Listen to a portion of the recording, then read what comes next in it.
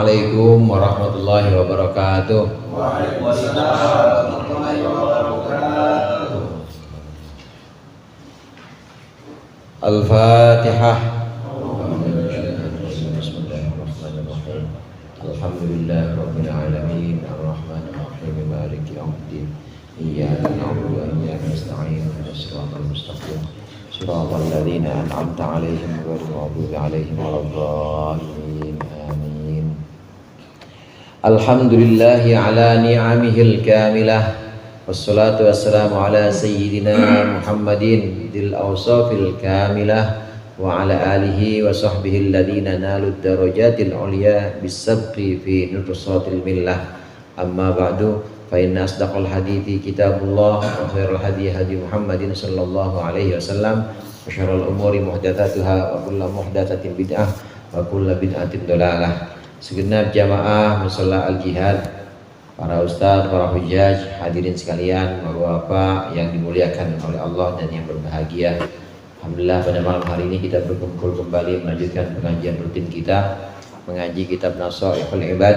Mudah-mudahan hadirnya kita di sini mendapat ridha Allah. Amin. Ilmu yang kita pelajari menjadi ilmu yang bermanfaat dunia akhirat. Amin ya rabbal alamin.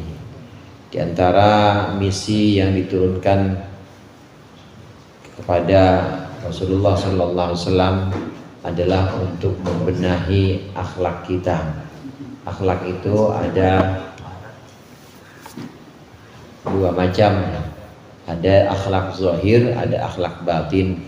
Akhlak zahir bagaimana kita sholat, sebagaimana rukun-rukun dan syarat-syarat yang sudah ditetapkan. Itu akhlak zahir. Bagaimana kita berjalan menuju masjid, bagaimana kita menghormati orang yang lebih tua, menyayangi yang lebih muda, namanya akhlak zahir. Nah, kemudian ada akhlak batin, ini pun merupakan misi yang tidak kalah penting yang oleh Rasulullah ingin diterapkan kepada kita supaya kita ini baik, kita ini menjadi orang yang sempurna, baik sempurna zahir maupun sempurna batinnya. Akhlak batin inilah yang sebagian dibahas dalam kitab Nasaihul Ibad. Karenanya di makalah yang kemarin yang sudah kita bahas, makalah yang ke-21 di halaman 66, temu Pak? Iya, itu makalah yang ke-21. Sayyidina Ali karramallahu wajhah, beliau berpesan kepada kita 3 nasihat. Nasihat yang pertama kata beliau, kun indan nasi khairan nas. Jadi kun indallah, kun indallahi khairan nas. Di sisi Allah jadilah kalian sebaik-baiknya manusia. Wa kun indan nafsi syarran nas. Dan di sisi manusia jadilah engkau seburuk-buruknya manusia. Ini menumbuhkan sikap menjadi orang yang rendah atau menjadi orang yang rendah hati, tawadu. Ini bagian dari akhlak zahir. Ini pesan Sayyidina Ali. Nah, sedangkan di sisi hawa nafsu, di sisi Allah kita harus menjadi orang yang paling mulia. Maksudnya kita menjadi orang yang banyak ibadahnya. Ini akhlak zahir. Adapun di sisi manusia, di sisi hawa nafsu, di sisi hawa nafsu hendaklah kita menjadi orang yang paling buruk. Maksudnya orang yang enggak mau nurut kepada hawa nafsu. Ini 2 pesan yang tadi yang sudah kita baca pertemuan yang lalu. Pesan berikut oleh Sayyidina Ali, wa kun indan nasi rajulan minan nas. Nah, ini nanti akan kita lanjutkan dalam rangkaian pembacaan yang ada di halaman 66 ini. Qala al-muallifu rahimahullah wa nafa'ana bihi wa bi'ulumihi fid dharain amin. Wa dzalika kama qala Sayyidi Syekh Abdul Qadir Al-Jilani. Dan pesan itu, pesan bahwasannya kita di sisi Allah hendaklah menjadi orang yang paling baik, yaitu yang ibadah zahirnya kelihatan, yang ibadah zahirnya ini benar-benar taat kepada Allah. Sedangkan di sisi hawa nafsu hendaklah kita jadi orang yang paling bangkang, maksudnya membangkang kepada hawa nafsu. Nah, itu nasihat itu kama qala Sayyidi Syekh Abdul Qadir Al-Jilani, sebagaimana nasihat yang dikatakan oleh Syekh Abdul Qadir Al-Jilani qaddasallahu sirrahu. Idza laqita ahadan, berikut nasihat Syekh Abdul Qadir Al-Jilani. Idza laqita ahadan minan nasi, ketika engkau bertemu dengan seseorang dari manusia, ra'aital fadla, engkau melihat keutamaan lahu milik orang tersebut, alaika untukmu, alaika atasmu, keutamaan atasmu mengalahkan engkau. Wa taqulu, dan engkau berkata, asa ayyakuna indallahi khairan minni. Asa ayyakuna, barangkali atau mungkin saja orang ini di sisi Allah khairan minni, lebih baik dibanding aku. Wa arfa'a darajatan, dan lebih tinggi derajatnya. Fa in kana saghiran, apabila orang yang kita jumpai itu anak yang masih kecil atau yang lebih muda, qulta, maka engkau hendaklah berkata, hadza lam ya'sillaha, orang ini belum pernah mendurhakai Allah. Wa ana qad asaitu, sedangkan aku telah maksiat atau telah mendurhakainya. Fala syakka annahu khairun minni, maka tidak ada keraguan bahwa anak ini, anak muda ini lebih baik dibanding aku. Wa in kana kabiran qulta hadza qad abadallah qabli, apabila yang engkau jumpai orang yang lebih tua, maka engkau berkata, ini orang qad abadallaha qabli, sudah menyembah Allah qabli, sebelum aku. Wa in kana aliman, dan jika ada orang yang kita temui itu orang alim, qulta, maka hendaklah engkau berkata, hadza u'tiya ma lam ablu, orang ini telah diberikan ilmu yang aku belum mencapainya. Wa nala ma lam anal, dan dia telah memperoleh sesuatu yang aku tidak bisa memperolehnya. Wa alima ma jahiltu, dia tahu sesuatu yang aku tidak tahu. Wa huwa ya'malu bi amali bi ilmi, dan dia mengamalkan ilmunya. Kalau ketemu orang alim. Wa in kana jahilan, dan kalau yang kau temui orang jahil, orang yang tidak tahu, bodoh, qulta hadza asallaha bijahlin, orang ini telah maksiat kepada Allah bijahlin, sebab kebodohannya. Wa ana asaituhu bi ilmin, sedangkan aku maksiat kepada Allah dengan ilmuku. Wala adri, dan aku tidak tahu, bima yuhtamu li, dengan cara apa aku akan dimatikan. Yuhtam itu artinya dikhatamkan, khatam hidupnya, diakhiri hidupku. Au bima yuhtamu lahu, atau dengan apa orang itu akan diwafatkan nanti.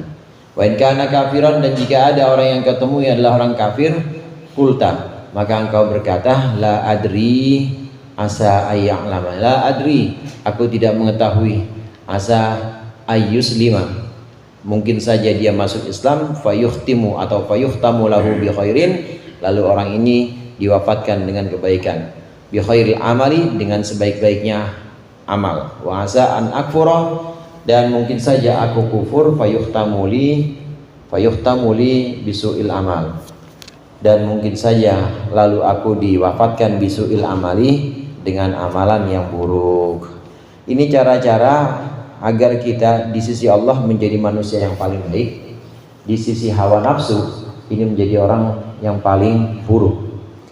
Bagaimana caranya supaya kita di sisi Allah menjadi orang yang paling mulia, dan di sisi hawa nafsu ini menjadi orang yang paling hina atau yang paling buruk? Caranya adalah dengan tidak menuruti hawa nafsu, saudara. Menuruti hawa nafsu. Hawa nafsu itu, pernah saya sampaikan, hawa nafsu itu paling gampang bikin petanya. Ada nafsu yang namanya nafsu syahwat. Nafsu syahwat itu dua, perut sama farji. Tahu farji ya? Insya Allah. Perut sama farji itu syahwat. Nah, satu lagi ada juga hawa nafsu yang hubungannya tidak dengan perut dan tidak dengan syahwat, tidak dengan kebutuhan-kebutuhan biologis atau kebutuhan-kebutuhan badan, tapi dia berhubungan dengan perasaan kuat atau sikap ingin menguasai, sikap pengen dimuliakan, pengen dihormati, pengen orang-orang mengeluhkan dia, pengen orang memandang dia. Itu hawa nafsu juga. Gak kelihatan semuanya, saudara. Semuanya gak kelihatan. Ini hawa nafsu, dan itu semua ada dalam diri kita, ada dalam setiap manusia. Supaya kita menjadi orang yang mulia di sisi Allah dan orang yang buruk di sisi hawa nafsu, maka hendaklah kita bangkang terhadap hawa nafsu. Kalau ada ajakan-ajakan dari hawa nafsu, makan biar kenyang, habis kenyang kagak ngaji, lawan. Atau pengen kawin tapi tidak dengan cara yang halal, lawan, harus lawan. Maka kita jadi orang yang buruk untuk hawa nafsu. Maksudnya nggak pernah mau nurut. Tapi di sisi lain, di sisi Allah, maka kita jadi orang yang mulia. Nah, di antara cara yang diajarkan oleh sebagian ulama disebut di sini oleh Syekh Abdul Qadir Al-Jilani, cara kita melawan hawa nafsu, melawan keinginan dihormati, merasa paling benar, merasa paling mulia. Caranya setelah kita bisa melaksanakan ketaatan-ketaatan, setelah kita bisa melaksanakan perintah-perintah Allah, menjauhkan larangan-larangannya, maka jangan lupa ini pesannya ini. Karena saya yakin bahwa Bapak tiap Jumat kan dengar, bertakwalah kepada Allah dengan melaksanakan perintahnya, menjauhkan larangannya. Nah, kalau udah bisa itu dua-duanya, itu namanya pesan takwa. Jangan lupa pesan yang berikut ini.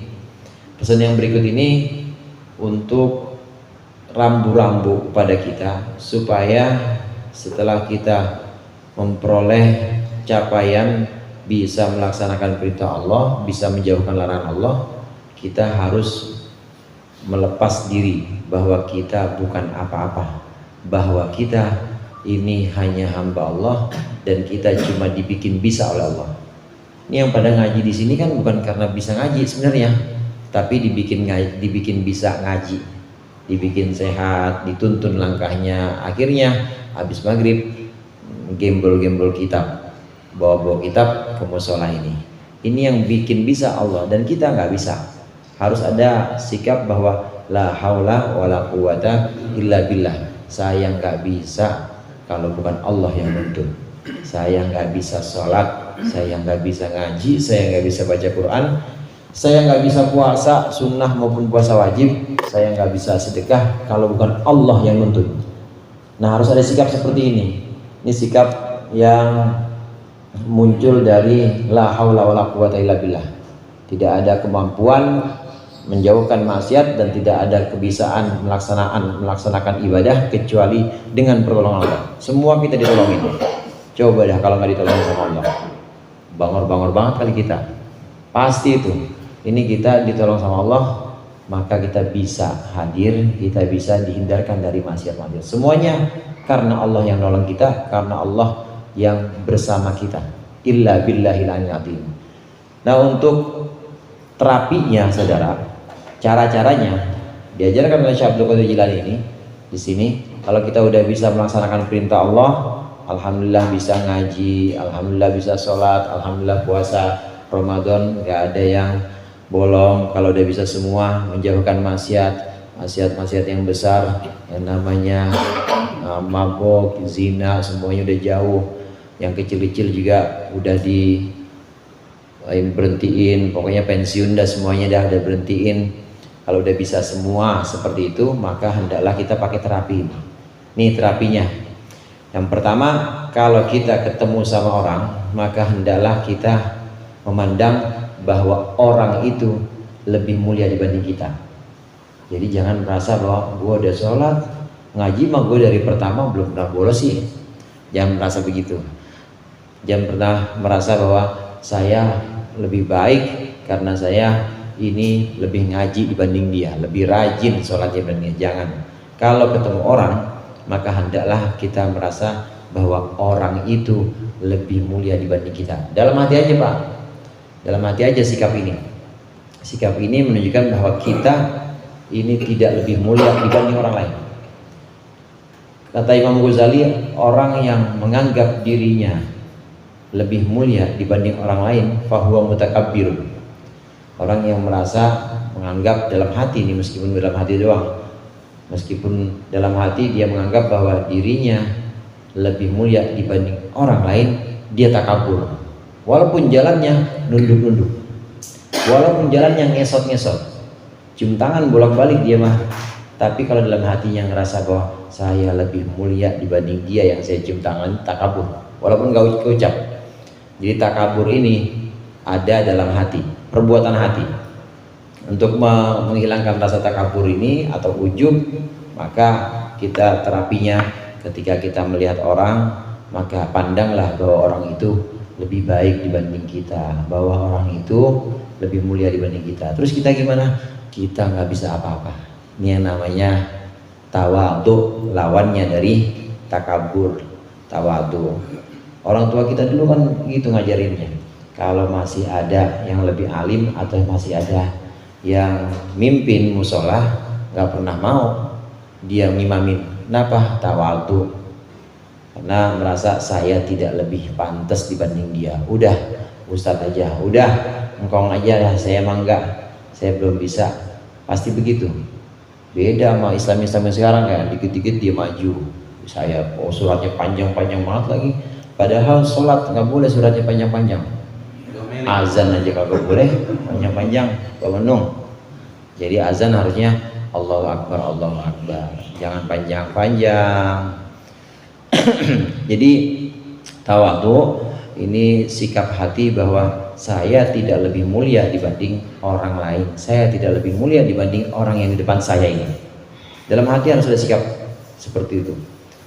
Nah, perinciannya kalau kita melihat orang yang lebih kecil, kalau kita melihat anak atau remaja yang lebih kecil, maka kita harus memandang bahwa ini bocah masih muda. Dalam hati aja, ini bocah masih dini usianya, ya paling baru 17.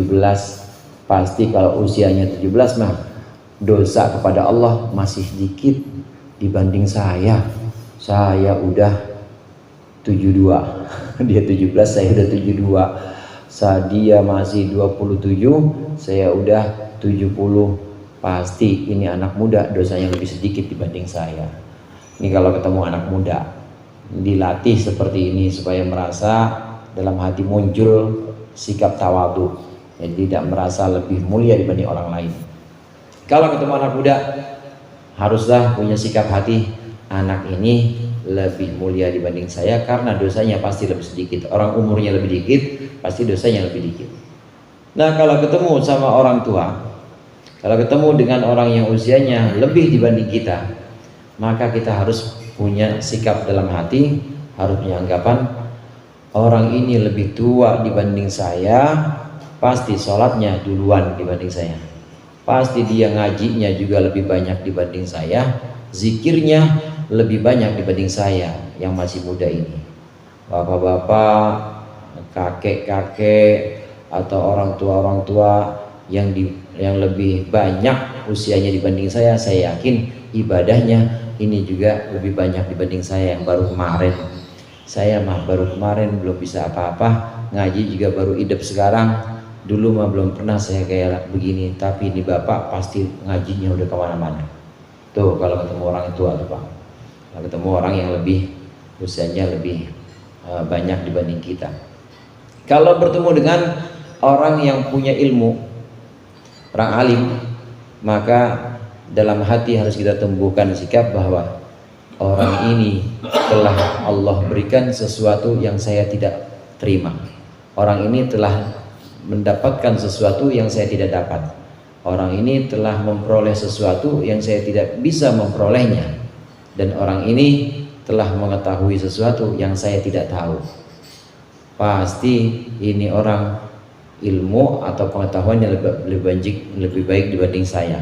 Ketahuan kalau orang ini adalah orang yang dipanggil atau diundang kemana-mana, dia ngajar, ya dia ngisi pengajian, ini orang alim, ini pasti lebih banyak ilmunya dibanding saya dan lebih punya pengetahuan sesuatu yang saya tidak tahu.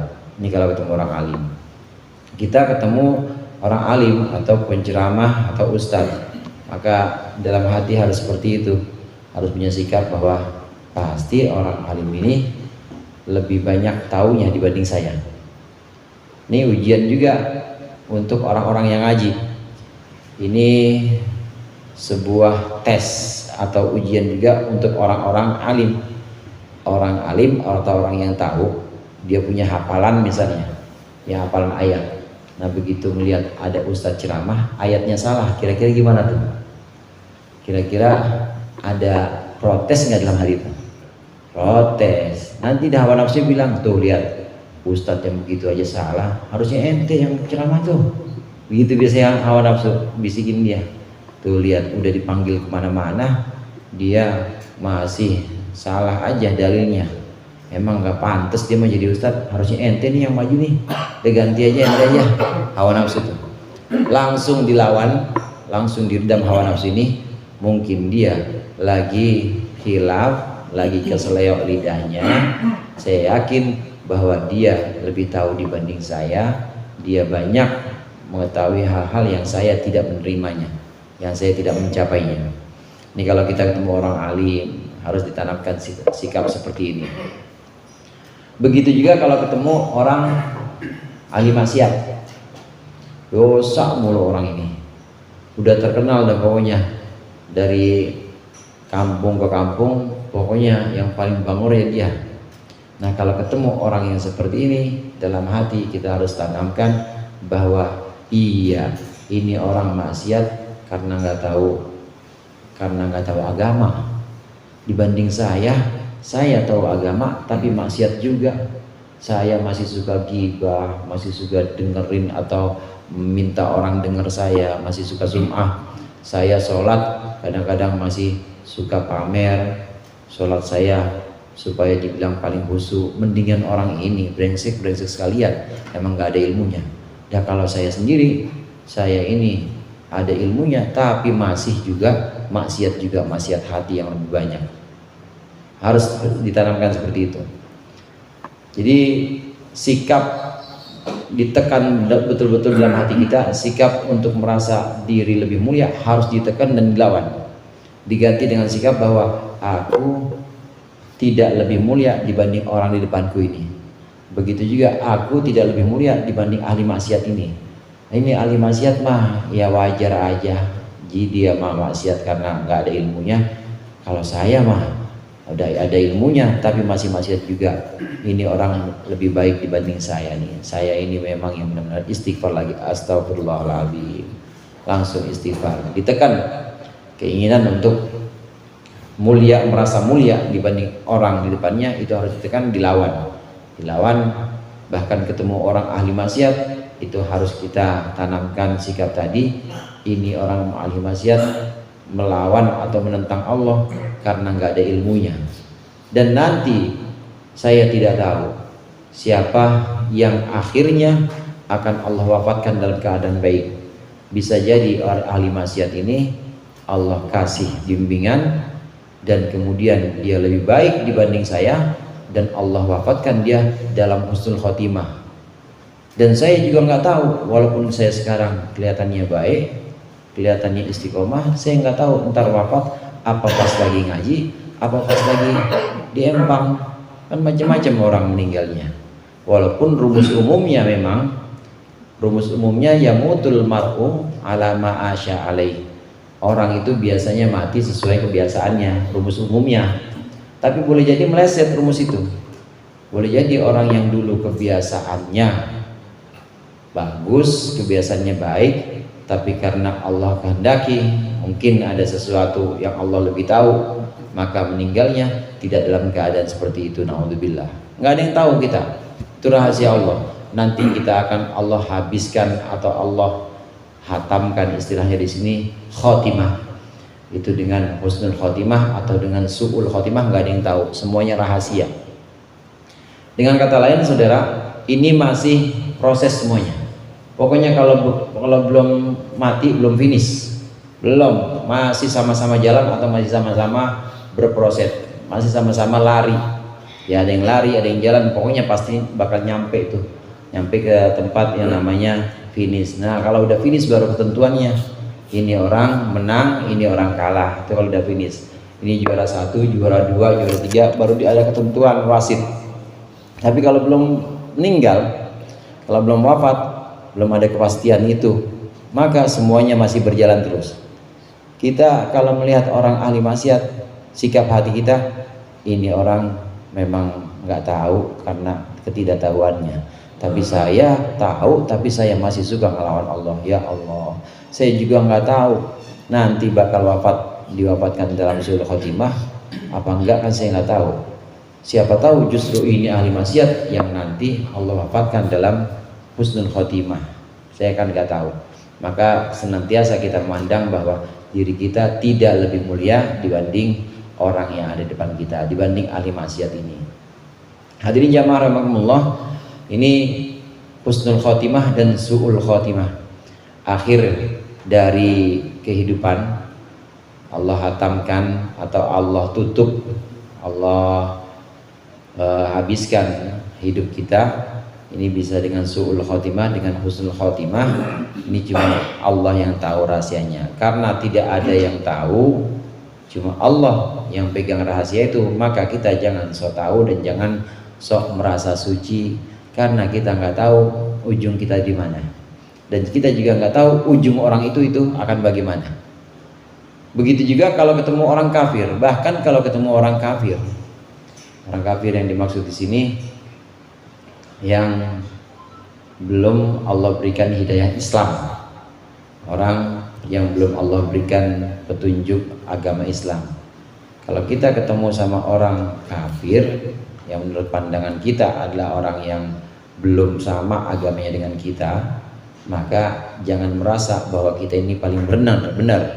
Jangan merasa bahwa kita ini udah jadi kesayangannya Allah atau udah jadi orang yang Allah utamakan. Betul, saat ini kita yang Allah berikan hidayah. Alhamdulillah, kita yang Allah berikan hadiah berupa Islam dari bapak kita. Kan Islamnya rata-rata di sini warisan ya, dari bapak kita, dari ibu kita. Ini warisan atau hadiah dari leluhur-leluhur kita. Alhamdulillah juga. Namun kalau ketemu dengan orang yang belum Islam, jangan merasa tenang dan jangan merasa bahwa kita ini paling aman, paling mulia. Jangan. Karena boleh jadi orang yang belum Islam ini Allah berikan hidayah. Setelah Allah berikan hidayah, Islamnya sama dengan kita atau bahkan lebih dibanding kita, dan nanti ujungnya ternyata dia Allah hatamkan atau Allah wafatkan dalam keadaan baik, sedangkan kita belum tahu. Jadi semuanya masih penuh dugaan-dugaan, semuanya masih sifatnya ini masih spekulasi atau masih belum pasti akan diakhiri dengan husnul khotimah kah atau dengan su'ul khotimah. Hatta terhadap orang kafir pun kita harus hati-hati, jangan merasa paling Islam, jangan merasa paling dapat hidayah. Boleh jadi orang kafir ini nanti Allah berikan petunjuk jadinya sama kayak kita.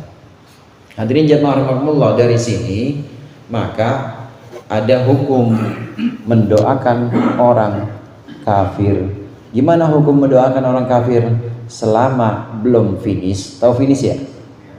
Mati maksudnya.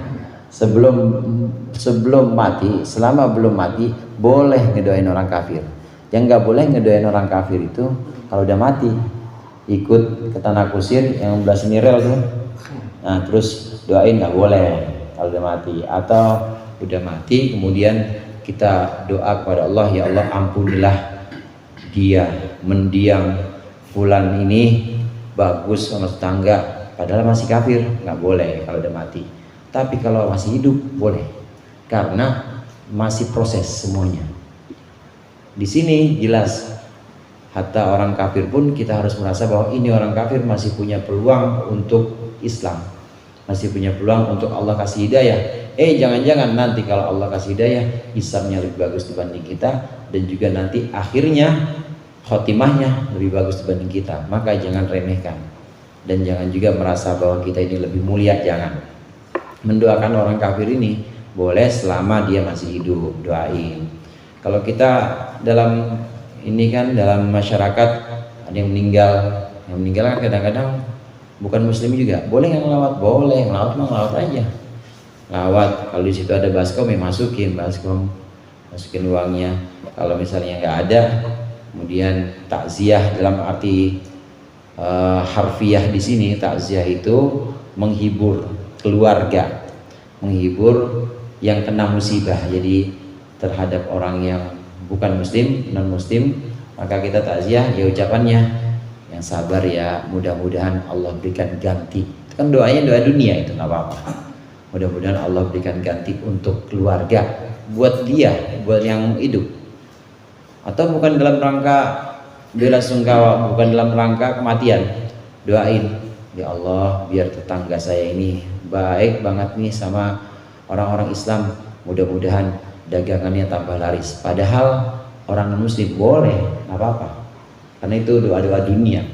Nah kalau kita mau doa akhirat selama masih hidup pun boleh. Doa akhirat itu seperti, ya Allah berikanlah dia hidayah, berikanlah dia iman dan Islam supaya dia lembut hatinya dan ikut pada agama saya. Boleh nggak gitu?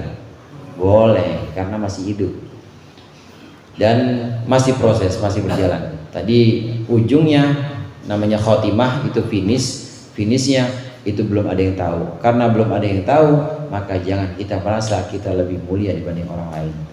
Harus ditanamkan dalam hati kita bahwa kita tidak lebih mulia dibanding orang di depan kita. Ini pesan Syekh Abdul Qadir Al-Jilani yang dikutip oleh Syekh Nawawi Banten untuk menjelaskan nasihat Sayyidina Ali. Nasihat Sayyidina Ali yang tadi sudah sempat kita singgung. Poin pertama, hendaklah engkau di sisi Allah jadi manusia yang paling baik, satu. Yang kedua, hendaklah engkau di sisi hawa nafsu jadi manusia yang paling buruk. Maksudnya bangkang kepada hawa nafsu. Caranya bagaimana? Caranya dengan nasihat Syekh Abdul Qadir Jilani ini. Ini dua nasihat. Kemudian nasihat yang ketiga dari Sayyidina Ali, wa kun indan nasi rajulan minan nas. Jadilah engkau di sisi manusia rajulan minan nas, sebagai seseorang bagian dari manusia juga. Fa innallaha yakrahu ayyara 'abdahu mutamayyizan. Karena sungguhnya Allah tidak suka melihat seseorang, melihat hambanya mutamayyizan, berbeda an ghairihi, dari yang lain. Kama fil hadis, sebagaimana keterangan dalam hadis sabda Rasulullah, wa kana ba'dhum, dan ada sebagian ulama yad'u bihadad du'a. Para ulama berdoa, sebagian ulama berdoa dengan doa ini, Allahumma ja'alni sabura waj'alni syakura waj'alni fi aini sagira wa fi ayunin nasi kabira. Ini doa ulama. Sebagian ulama ada yang doanya, ya Allah jadikanlah aku saburon, orang yang banyak sabarnya, waj'alni syakuran, jadikanlah aku orang yang banyak syukurnya, waj'alni fi aini sagiran, dan jadikanlah aku dalam pandangan diriku kecil, wa fi ayunin nasi kabiran, dan dalam pandangan manusia besar. Pesan ketiga dari Sayyidina Ali, hendaklah di sisi manusia, jadi pertama di sisi Allah jadi orang yang paling mulia, di sisi hawa nafsu jadi orang yang paling ngelawan atau paling bangkang, di sisi manusia jadilah orang yang merupakan bagian dari manusia, jangan bangkang sama manusia, dan juga jangan merasa mulia dibanding orang yang lain atau di kalangan manusia. Terus bagaimana? Rajulan minan nas. Di sisi manusia hendaklah kita jadi bagian orang-orang atau jadi bagian kalangan masyarakat. Jadi baur maksudnya saudara, baur. Jadi jangan eksklusif. Ada dua sikap, ada eksklusif, ada inklusif. Kalau eksklusif itu pilih-pilih dan dia merasa ya namanya juga lebih dapat duluan hidayahnya misalnya begitu. Dia merasa eksklusif dan dia membatasi diri bahwa dia ini tidak sama dengan orang-orang lain. Namanya eksklusif. Eksklusif bandingannya inklusif. Inklusif ini baur sama masyarakat. Dia jadi bergabung dengan masyarakat. Demikian kita dalam kehidupan sehari-hari dengan tetangga, dengan masyarakat, hendaklah kita rajulan minan nas, hendaklah kita jadi bagian dari orang-orang itu. Jangan ngerasa beda, jangan ngerasa istimewa, jangan. Walaupun kita misalnya, walaupun kita ngajinya duluan atau sholatnya duluan atau kenal gurunya duluan, jangan merasa beda atau merasa lebih mulia dibanding yang lain. Jadi harus baur, karena Allah nggak suka, Allah tidak suka, Allah benci kepada orang yang merasa beda dibanding orang lain. Bandingan atau kaitannya dengan pembahasan yang tadi tentang hawa nafsu dan pesan Syekh Abdul Qadir Jilani, Allah benci kepada orang yang merasa beda dibanding orang lain. Ini karena kesombongan. Orang yang merasa lebih istimewa, lebih mulia atau lebih hebat, kemudian eksklusif, maka itu sombong. Dan Allah tidak suka orang sombong. Allah nggak suka orang yang merasa dirinya ini beda dengan orang-orang lain. Jadi bagaimana? Sama aja baur. Yang lainnya pada pakai karpet, ya dia di karpet juga. Yang lainnya deprok juga dia misalnya. Yang lainnya makan pakai nampan, ya dia pakai nampan juga. Jadi baur, kecuali kalau memang udah disediain Pak. Kalau udah disediain karpet ada, udah disediain mejanya, udah disediain bangkunya, ya jadi ada di tempat khusus, itu ya harus di situ. Karpet ada, musola dingin, ngaji malah di luar. Makanya ya disediain, maka di dalam kalau disediain. Kasihan panitia, udah sediain tempat duduk yang bagus, udah sediain makanan-makanan, buah-buahan kumpul semua di situ, tapi pilih di dekat tempat sendal aja, pojokan. Nah itu nggak boleh juga. Justru nanti di situ muncul hawa nafsunya. Ente mah hebat, ente mah walaupun ustadz pengennya mah dekat orang ini, dekat orang biasa, pengennya dekat tempat sendal aja. Jangan begitu juga, karena itu nanti bisa muncul hawa nafsu juga. Ngerasa tawadu bagus, tapi merasa tawadu, merasa bahwa saya ini udah bisa tawadu, itu hawa nafsu juga. Jadi kalau udah disediain makanan yang bagus, tempat duduk yang bagus, dipilihin amplopnya, dipilihin duit yang cakep-cakep Bang, jangan nolak. Artinya jangan nolak tuh jangan nggak usah, jangan. Justru di situ ada hawa nafsu juga. Nanti sampai rumah sayang ya, kenapa gue gak terima tadi ya? Jadi nafsu lagi, gara-gara hawa nafsu. Karena nafsu ini mainnya halus banget, dia halus. Doanya untuk menghindari supaya kita tidak ujub atau takabur, ini doa yang sering dibacakan oleh sebagian ulama. Allahumma ij'alni sabura waj'alni syakura waj'alni fi aini saghira wa fi ayunin nasi kabira. Artinya itu bahasa Indonesianya, ya Allah, jadikanlah aku orang yang banyak sabarnya, banyak syukurnya. Jadikanlah aku di pandangan diriku sendiri sebagai orang yang rendah, di pandangan manusia sebagai orang yang besar, di pandangan diriku sendiri sebagai orang yang kecil, di pandangan manusia itu sebagai orang yang besar, orang yang hebat. Nah ini maksudnya mahalu syahidnya atau bagian doa yang kaitannya dengan pembahasan ini. Waj'alni fi aini saghira, jadikanlah aku dalam pandangan diriku sendiri orang yang kecil.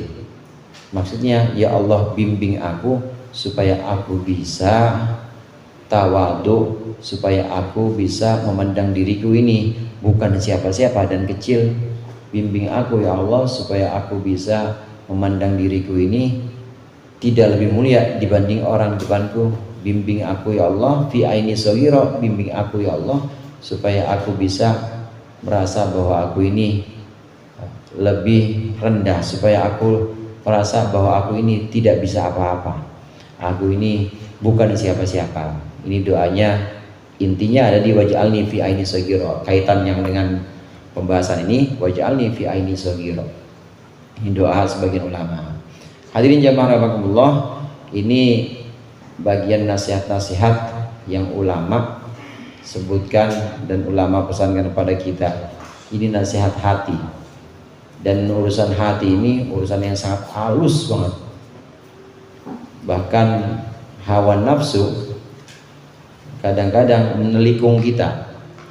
Udah bagus-bagus kita sholatnya, ngajinya, puasanya, nah di dalam diri kita ada dalam hawa nafsu, ditiup-tiupin atau diprovokasi supaya kita merasa cakep. Yang sholatnya paling sholat ya lu doang, yang puasanya paling puasa di kampung ini cuma lu doang. Tuh hawa nafsu.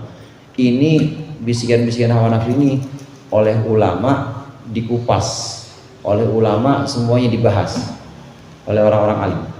Ulama dari siapa? Ulama dari Rasulullah. Nah Rasulullah punya misi untuk ini juga, untuk menyempurnakan akhlak batin kita. Karenanya setan takut banget pada ulama, setan takut banget kepada Rasulullah. Nggak bisa godain Rasulullah, nggak bisa godain ulama, karena ulama tahu. Jadi celahnya mau lewat mana aja, orang alim itu tahu mau lewat mana aja, dia tahu bahwa itu godaan hawa nafsu. Hawa nafsu melikung dia dengan setan, itu hawa nafsu tahu. Mudah-mudahan bermanfaat. Lebih kurangnya mohon maaf. Wallahu muwaffiq ila aqwamit thoriq. Wassalamualaikum warahmatullahi wabarakatuh.